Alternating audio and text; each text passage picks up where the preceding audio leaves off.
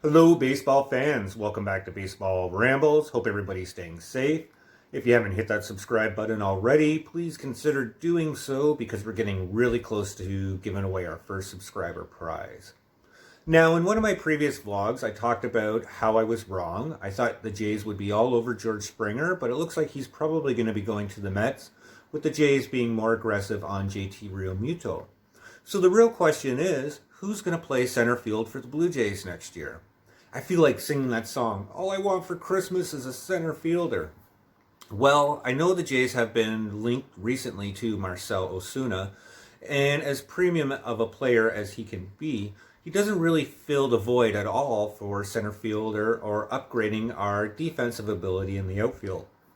In fact, I think he's going to be a corner outfielder and eventually shuffled off to DH. Not that there's nothing wrong with that, it's just not the fit for the Blue Jays. So in my opinion, that only leaves one free agent player that the Jays should or could consider signing, and that's Mr. Jackie Bradley Jr.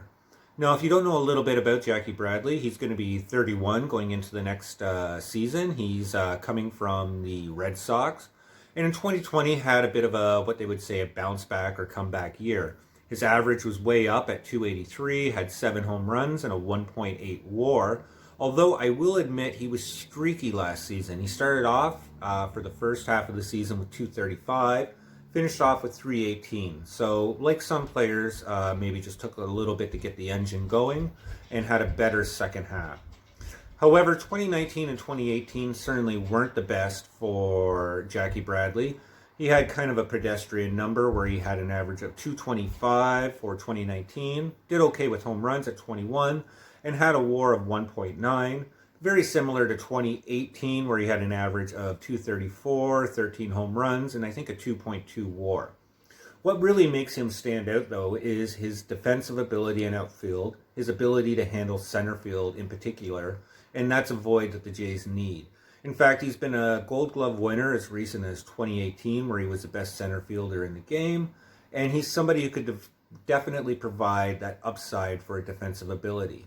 It's just whether or not we're going to get the offense from him or if he's going to be a player similar to what Kevin Pillar was. Nothing against Superman in the outfield. So, what's it going to take for the Jays to sign Jackie Bradley Jr.? Well, one thing I do like about this player is he's probably going to get a 2-year deal. And I think it's going to be somewhere between $15 to $20 million, probably 2 years, $16 million. What's going to be the clincher on this and maybe the deal breaker for the Jays and Jackie Bradley going to another team is if he gets a 3 or 4 year deal, probably a 3. And if it turns into a 3-year deal around $25 million, I could see the Jays shying out. And the only reason for that being is we got Cavan Biggio.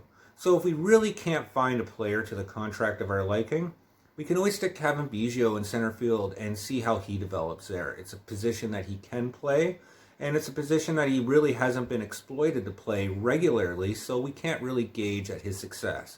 And additionally to that, in 2 years, we got Austin Martin coming up, who's going to be one of the better players for the Jays organization, and he's definitely going to be slotted into the outfield and probably center field. So we don't need a player in excess of a 2-year contract if we're going to be using our prospects to fill that void. So, that being said, if the Jays are going to be in on Jackie Bradley, I say 2 years, $16 million tops. If it turns into a 3-year deal, I'm not too sure. Hope everybody does well. Stay safe out there. Hit that subscribe button, and we'll talk soon. Take care.